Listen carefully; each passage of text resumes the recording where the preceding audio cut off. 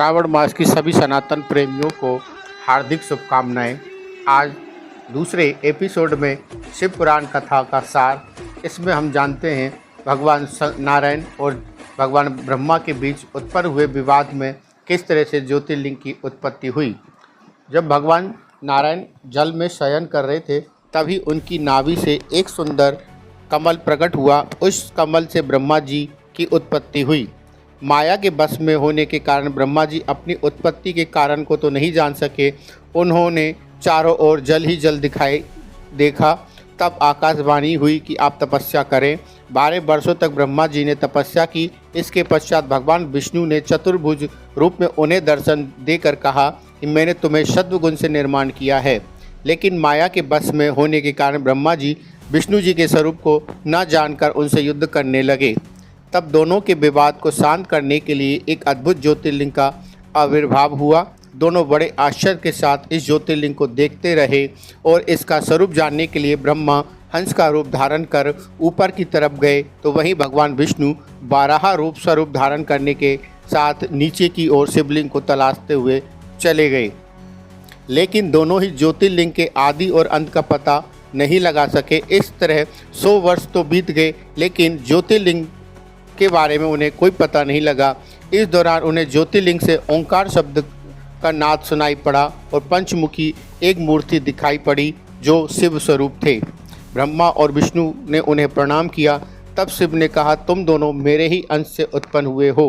ब्रह्मा जी को सृष्टि की रचना और विष्णु जी को सृष्टि का पालन करने की जिम्मेदारी प्रदान की।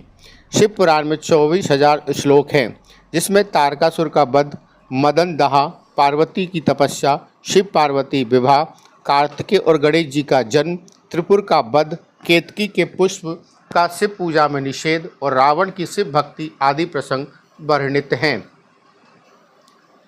शिव पुराण में यह भी वर्णन आया है कि जो भी श्रद्धा के साथ शिव पुराण कथा का श्रवण करता है उसके जन्म मरण के बंधन मुक्त हो जाता है और वह भगवान शंकर के परम धाम को प्राप्त करता है।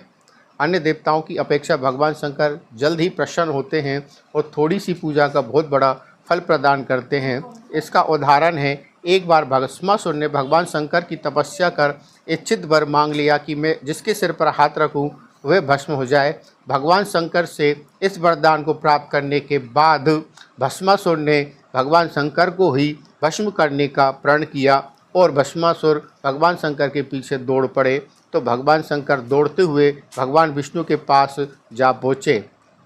इस दौरान भगवान विष्णु ने मोहिनी स्वरूप धारण किया और भस्मासुर को बस में कर उसका हाथ उसके सिर पर ही रखवा दिया, जिससे भस्मासुर का वध हो गया। कहते हैं भगवान शंकर की थोड़ी सी पूजा भी कर दी जाए तो वे बहुत प्रसन्न हो जाते हैं और बहुत सारा फल देते हैं। जो शिव पुराण की कथा श्रवण करते हैं उन्हें कपिला गाय दान के बराबर फल प्राप्त होता है। पुत्रहीन को पुत्र और मोक्षार्थी को मोक्ष की प्राप्ति होती है। उस जीव के कोटि जन्म पाप नष्ट हो जाते हैं, शिव धाम की प्राप्ति होती है। इसलिए शिव पुराण कथा का श्रवण अवश्य करना चाहिए। जो प्रतिदिन आदर पूर्वक इस शिव पुराण कथा का पूजन करता है वह संसार में संपूर्ण भोगों को भोग कर अंत में भगवान शिव के पद को प्राप्त कर ले।